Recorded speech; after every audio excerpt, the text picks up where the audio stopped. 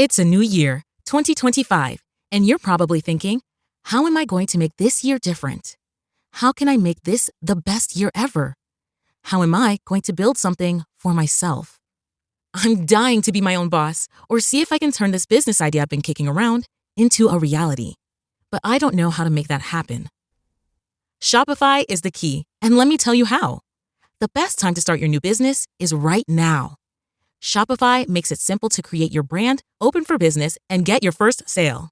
Get your store up and running easily with thousands of customizable templates. No coding or design skills required. All you need to do is drag and drop. Their powerful social media tools let you connect all your channels and create shoppable posts and help you sell everywhere people scroll. Shopify makes it easy to manage your growing business. They help with details like shipping, taxes, and payments from one single dashboard, allowing you to focus on the important stuff, like growing your business. What happens if you don't act now? Will you regret it? What if someone beats you to the idea? Don't kick yourself when you hear this again in a year because you didn't do anything now. With Shopify, your first sale is closer than you think. Established in 2025. Has a nice ring to it, doesn't it? Sign up for your $1 per month trial period at shopify.com/redcircle, all lowercase. Go to shopify.com/redcircle to start selling with Shopify today. Shopify.com/redcircle.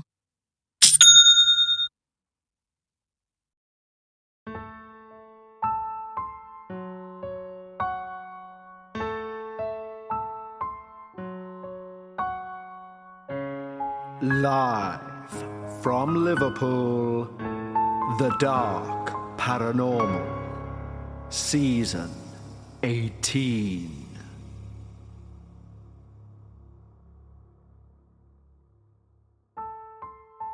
Hello everyone, and welcome back to our penultimate episode of Season 18.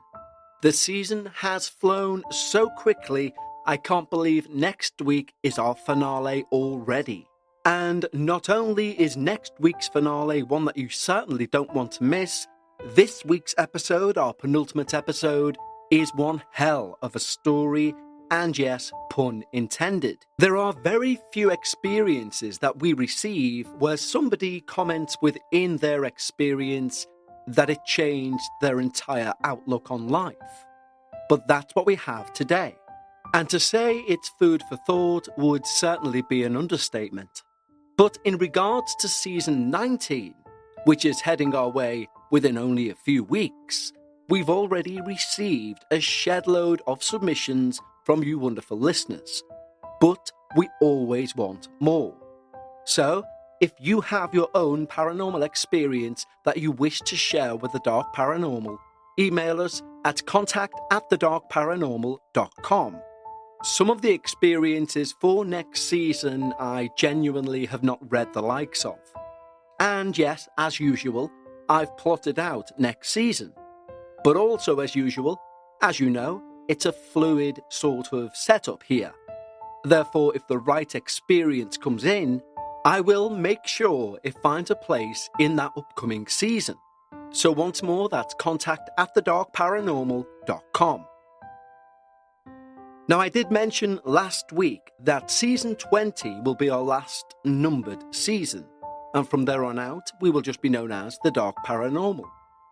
The show still will run in seasonal format, because even podcasters need a break now and again, and on your podcatcher of choice, it will undoubtedly still say Season 21, 22, etc. It just won't be announced at the beginning. And it's from that point we will be looking at refreshing the music, and maybe a few other additions. One addition we did allude to last week, which our Patreons found out about this week, is that from Season 19 onwards, we will also be doing a video version of Dark Realms. So that will release the same day on our YouTube channel, which is up and running already, and has just the audio there, but if you head over to youtube.com/The Dark Paranormal, you'll be able to subscribe and be ready for when we start doing our Dark Realms videos next season. And like I say, our Patreons found out about that last week because our Patreons, of course, get the exclusive news first. They also receive each and every episode on this main feed, both early and ad-free. They also have the opportunity to get access to our entire back catalogue of Dark Bites. Dark Bites, in fact, is an additional podcast only for Patreons, where we take a look at some of the shorter experiences that we've received that didn't make the main show. And there is well over 100 hours of Patreon-only content in that back catalogue.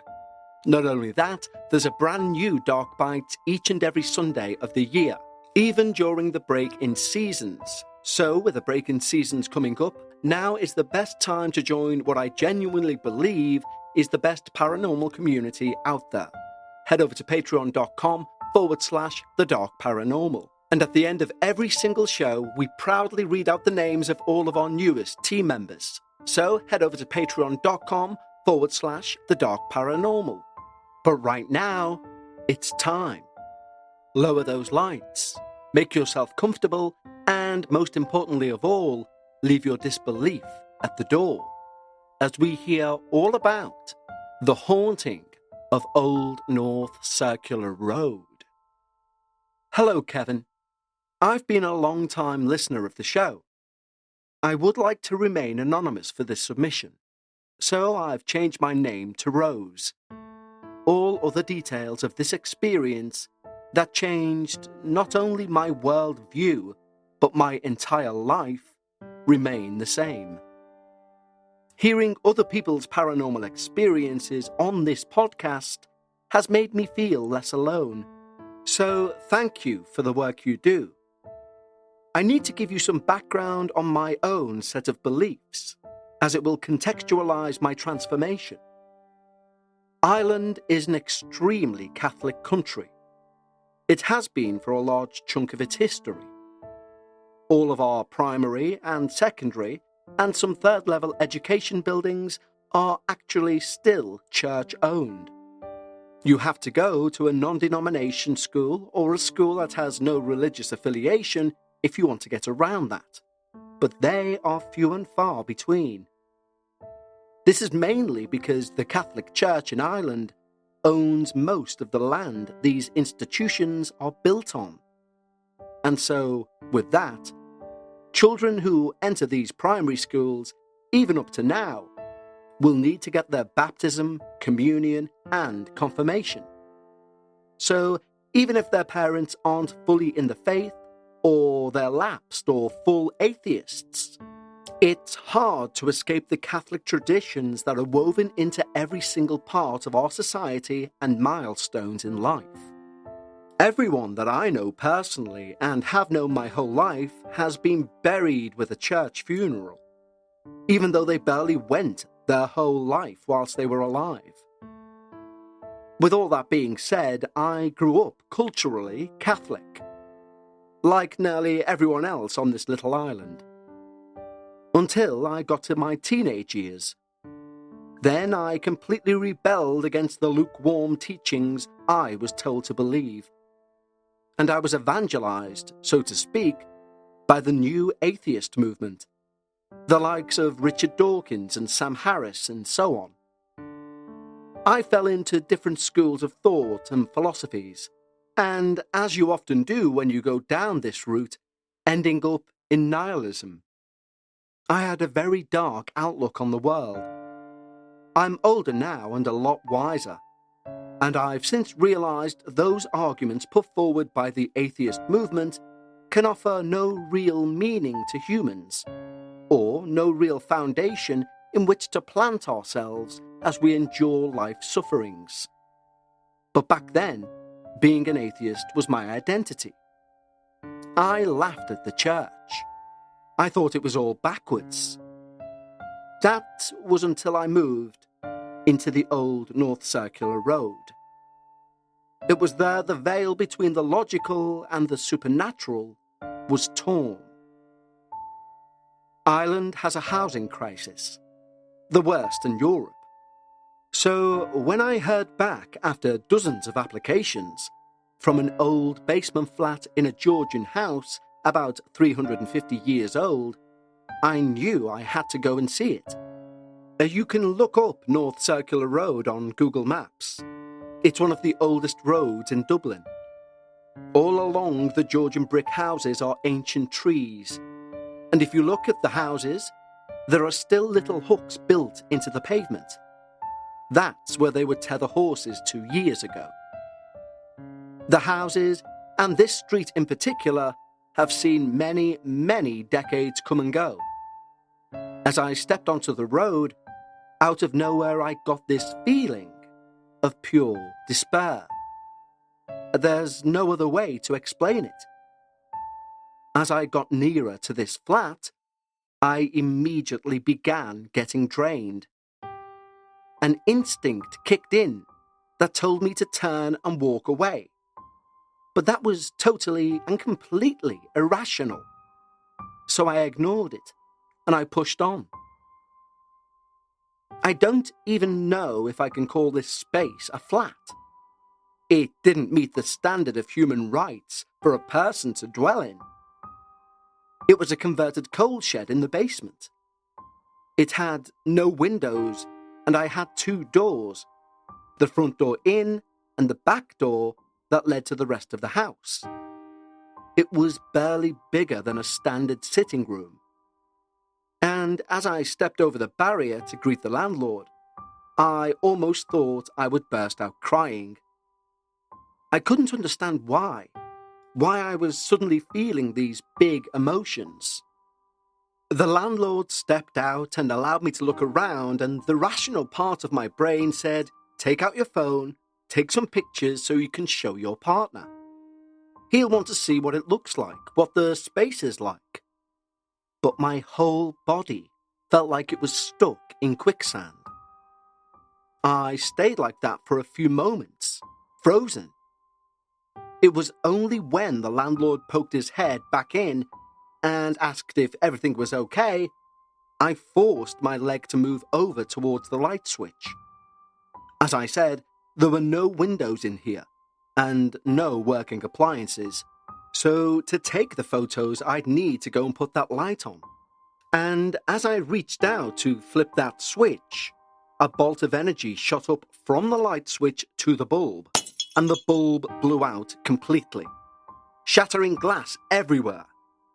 My first thought wasn't, "This is a supernatural event."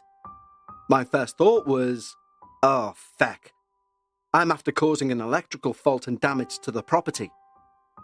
Am I going to have to pay for this?" But looking back now, that was probably the first warning sign. I knew my partner would hate it, but I also knew that we had no other options, and if I said no, no other offers were coming in. I'd signed a contract, and the landlord was delighted. We finalised everything out in the front garden. Again, the further I got away from that house, the more I felt my energy coming back. Walking back towards the city centre, I called my partner to begin convincing him why this was a good idea. I began so much better, and I started to gaslight myself, thinking maybe it was anxiety about moving to a new place. Maybe it was my imagination acting up. The flat was fine, not too bad at all. All of the logical reasons came flooding into my brain. The move-in date was set, and I went over a couple of hours early to get a head start on the cleaning. My partner was due to come in and see it for the first time later that evening, so I was at the sink scrubbing the dishes. There was no heating in this place, so the water was freezing. My hands were turning pink. And I suddenly feel this pressure all along my back. It wasn't like someone's hands were pushing me at all. It was more like this slight pressure from my head to my feet, moving me out towards the door. But it didn't have hands, if that makes any sense. It was like a full body gently pushing, like being swept away by a current almost. I turned around and nothing was there. So my logical self just went back to doing the dishes. When I began scrubbing the grime off the walls, I went to rinse the sponge in the water. And I realized that I was suddenly outside in the front garden. I don't remember walking there. I don't remember even thinking it was something I wanted to do. And I wouldn't bring the sponge out, soaking myself, making my hands further cold. It may seem like I'm putting a lot of emphasis on my cold hands, but you need to understand this experience was so unsettling. The only thing I knew for sure about anything was the physicality of it. I knew that my hands were cold. I knew they were wet. I knew I was cleaning. And then I knew I was suddenly outside, with no memory of ever getting there.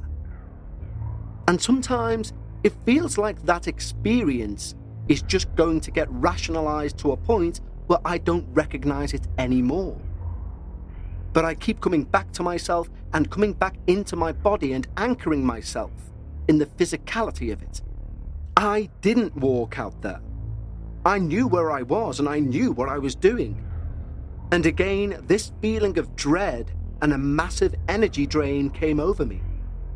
It felt full of sorrow, for no apparent reason. But things needed doing, so I went on to clean the bathroom. After 20 minutes or so, I found myself outside in the front garden again. Now I'm beginning to get really freaked out. And so I told myself I must have just come out here because I wanted to ring my partner.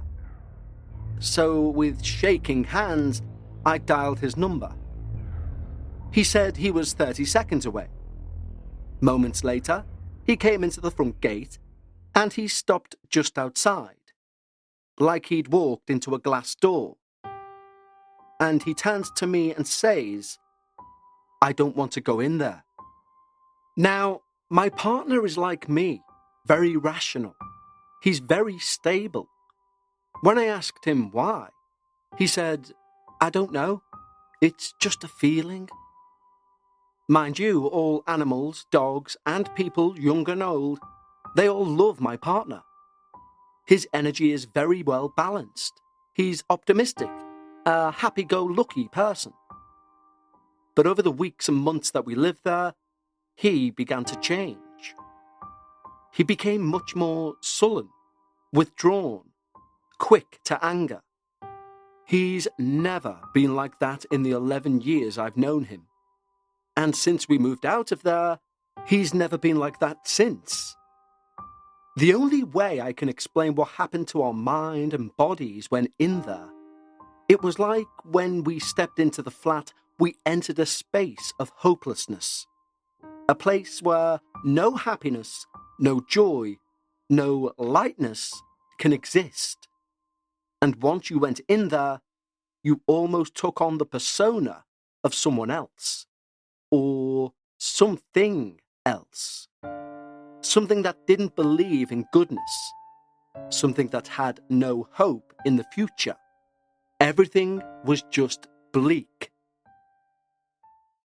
Let's have a quick break to ask you a personal question. Are you feeling overwhelmed by hormonal changes? If you're a woman, you're definitely not alone. There are more than 1,000 hormone disruptors living rent-free in our environment right now. Our food, our water, the air we breathe, the clothes we wear, our skincare. You would not believe the amount of things that can mess with our hormones. Even nature likes to put us through hormonal changes, premenopause, menopause, and while it's a natural process, it doesn't mean you're meant to suffer through it. And the good news is, you don't have to suffer through it anymore because we now have Hormone Harmony, a formula made with only herbal ingredients that are shown to reduce hormonal symptoms in women of all ages. Happy Mammoth, the company that created Hormone Harmony, is dedicated to making women's lives easier. And that means using only science-backed ingredients that have been proven to work for women. They make no compromise when it comes to quality, and it shows. Hormone Harmony is not just a hormone-supporting supplement, it's become a phenomenon. Women cannot stop talking about it on social media. A bottle of Hormone Harmony sells every 24 seconds. And the biggest benefit? Feeling like myself again. That's what women mention over and over in their over 30,000 plus reviews for Hormone Harmony. For a limited time, you can get 15% off your entire first order at happymammoth.com. Just use the code Dark Paranormal at checkout. That's happymammoth.com and use the code Dark Paranormal for 15% off today.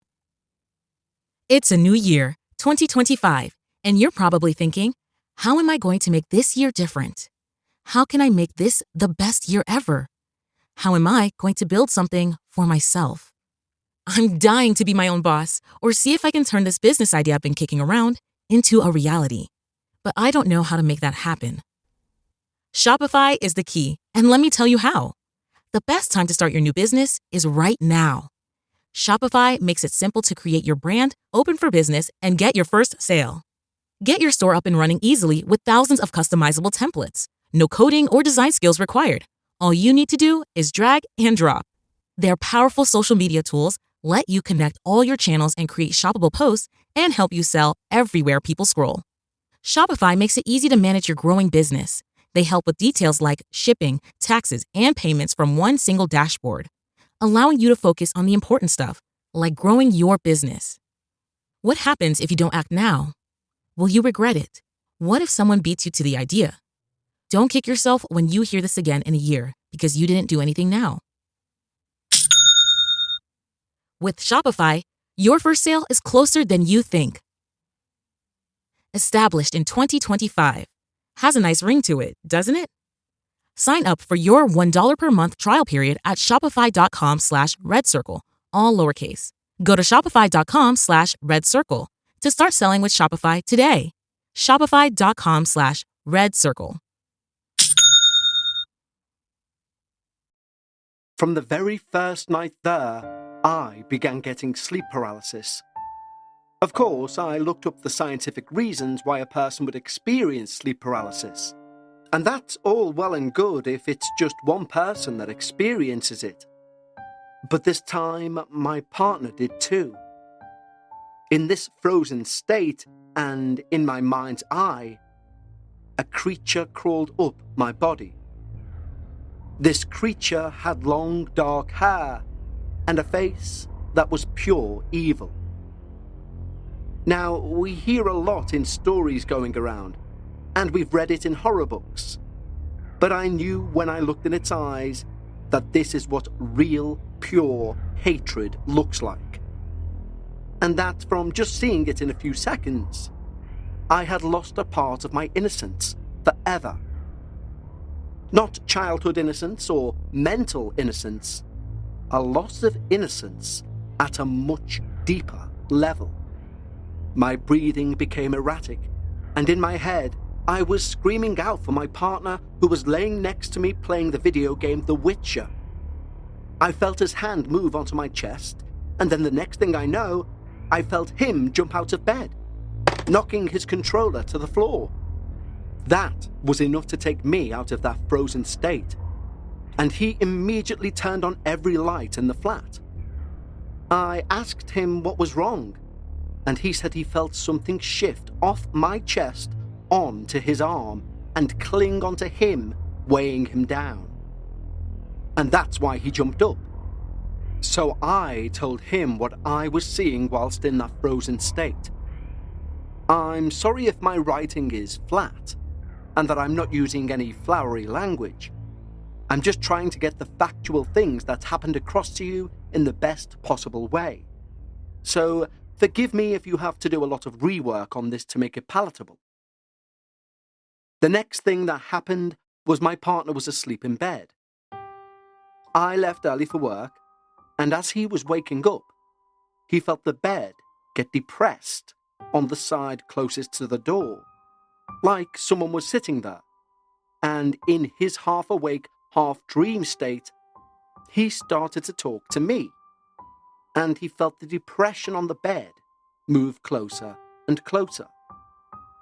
He reached out to touch me, as I didn't respond. But when he did, he realized no one was there. Again, he jumped up and ran out of the flat. We knew that something was going on that wasn't explainable, like our energy levels or the decline in our mental health. So we went to a New Age spiritual shop for help. We bought some sage and we were recommended to burn some Palo Santo wood. But nothing, and I mean nothing, worked. No high-frequency music, no white magic practices with salt or anything. Nothing worked. I eventually told my ma what was happening, and when she came to visit, she left a thick hardcover Bible, which I only noticed after she left. She left it discreetly. Otherwise, she would have known I would have been annoyed. I paid no further mind to it, but I made a mental note to drop it back over to her the following week. One night, as we stayed up talking, we saw a shadow pass underneath the door. We didn't hear anyone out there, and opposite to that door is a wall, so the shadow would have nowhere to go. We both exchanged glances. After that, we heard things dropping in our wardrobe. It sounds like stones may be falling onto one of the shelves. So we took everything out and found a hole in the ceiling. My partner got a dustpan and brush and started sweeping it out. A maggot fell out. Then another, and another. Then so many fell out of the wardrobe and onto the floor. We checked and rechecked if something was up there dead, but we found no trace of anything like that. I felt like I'd never be clean again, but living there felt like that both mentally and physically. On top of that, the bathroom had a very specific smell.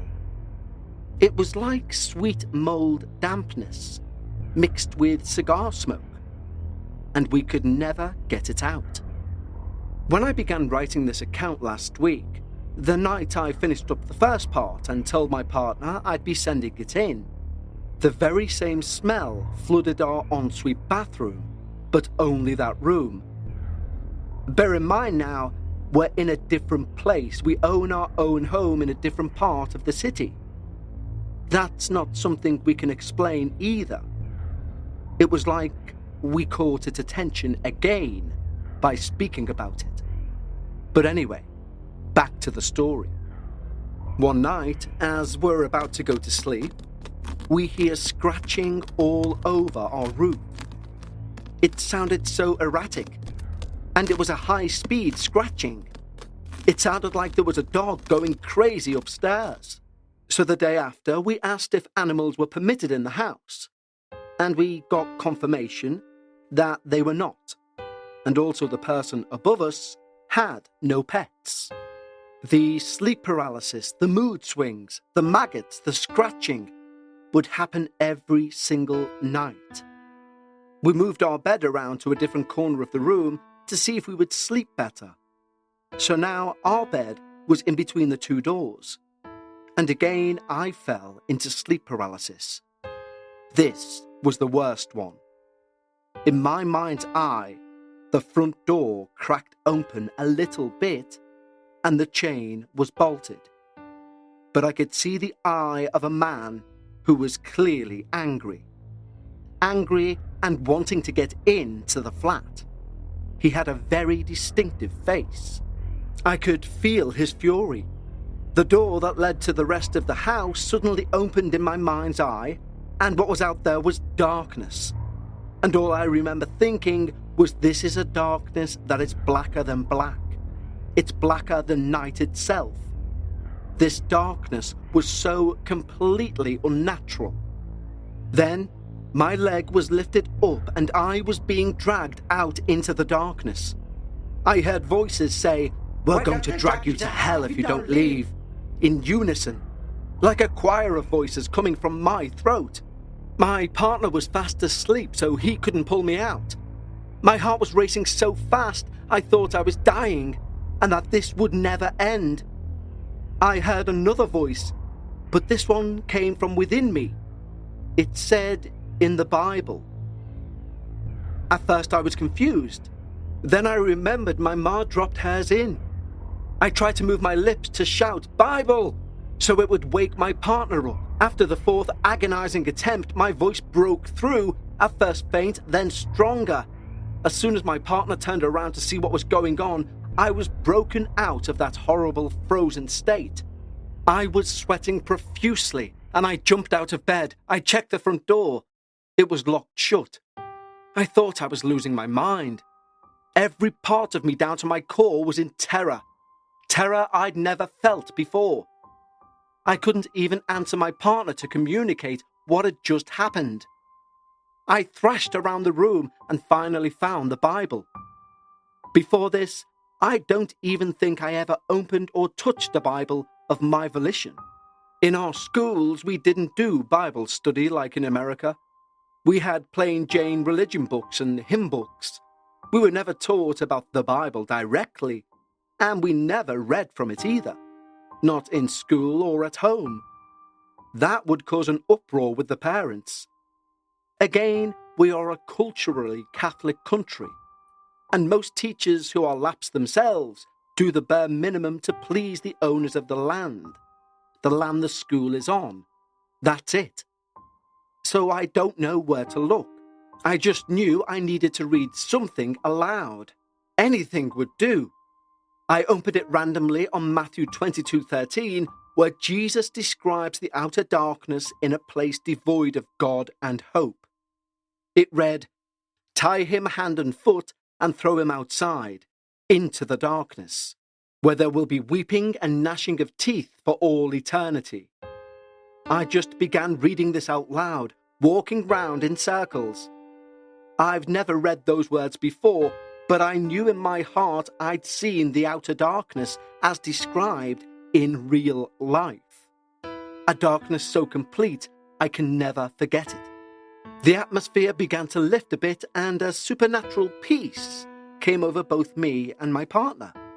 We stayed up until sunlight, and soon as a cafe nearby opened up, we ran there. I told my partner everything I'd seen in that state. As I described the man I saw, he confessed that every night, whilst he was cooking, out of the corner of his eye, he would see the same man. But when he turned round fully or opened the door, no one would be there. He didn't want to disturb me, so he kept it to himself.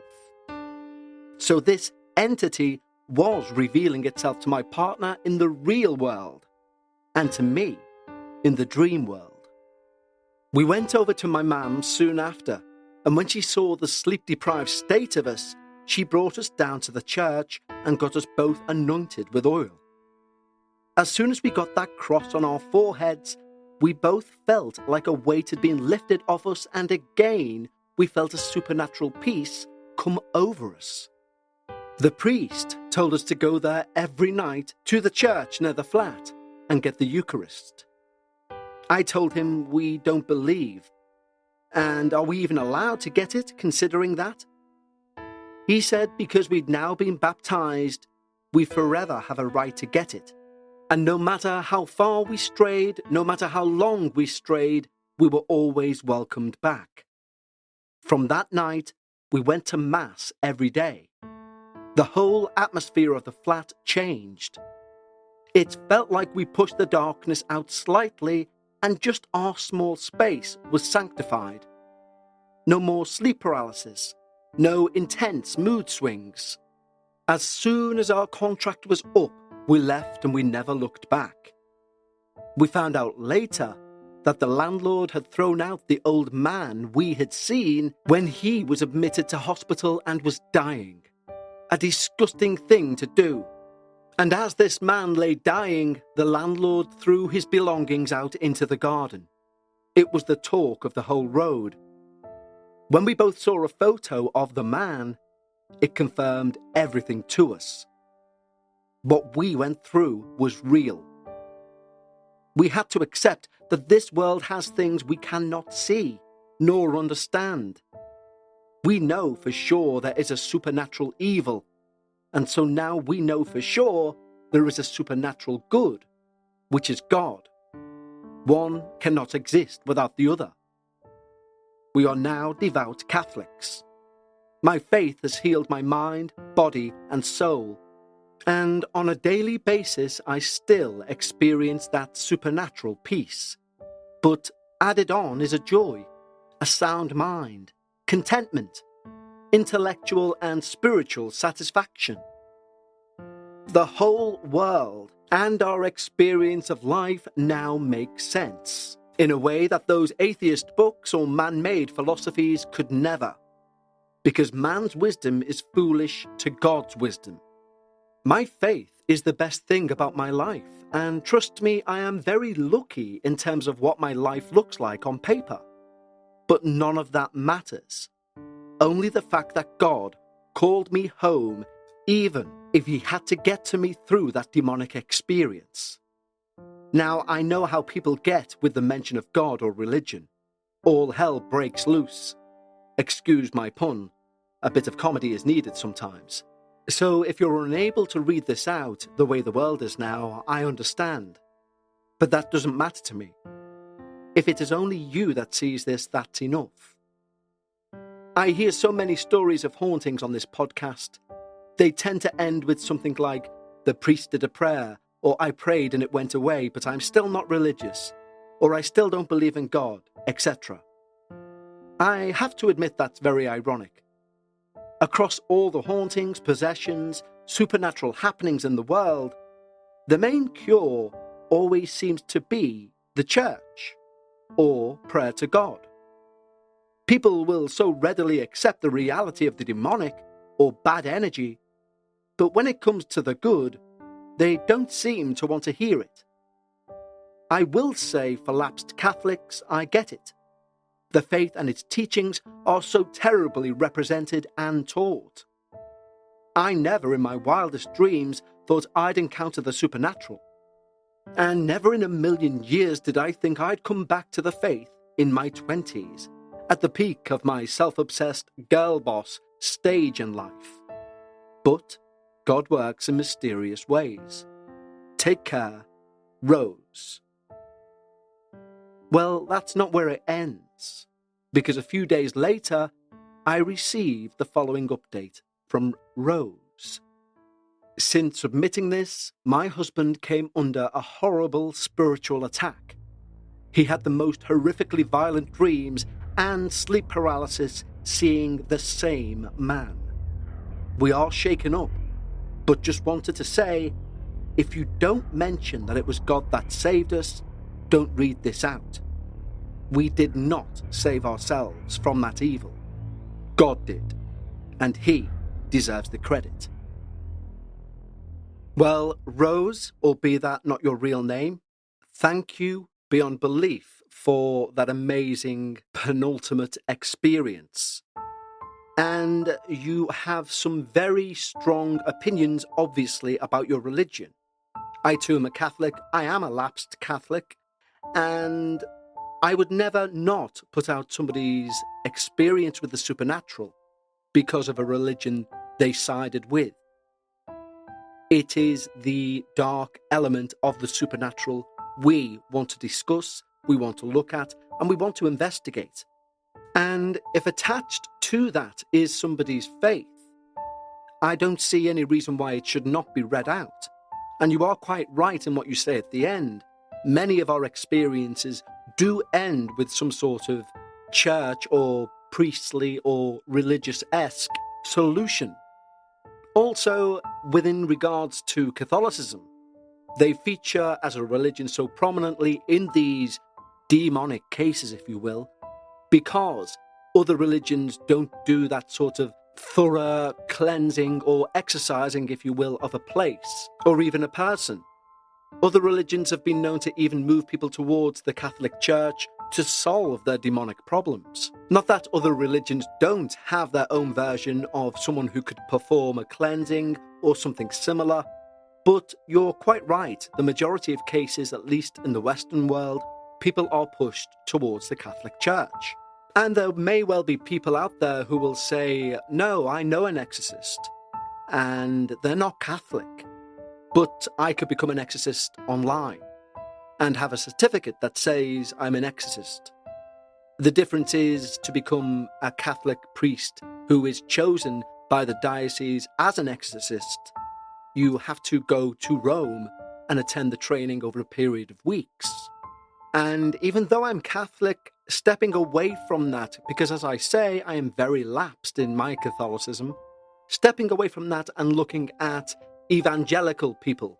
So when you see, and we've all seen them, these videos of somebody in a suit screaming, Jesus saves you, and somebody writhing on the floor.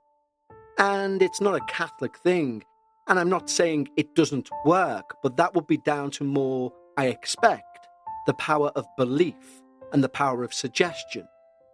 It seems, with regards to the Catholic Church and the training of how to become an exorcist, and indeed how they carry out such things, it's very much chalk and cheese.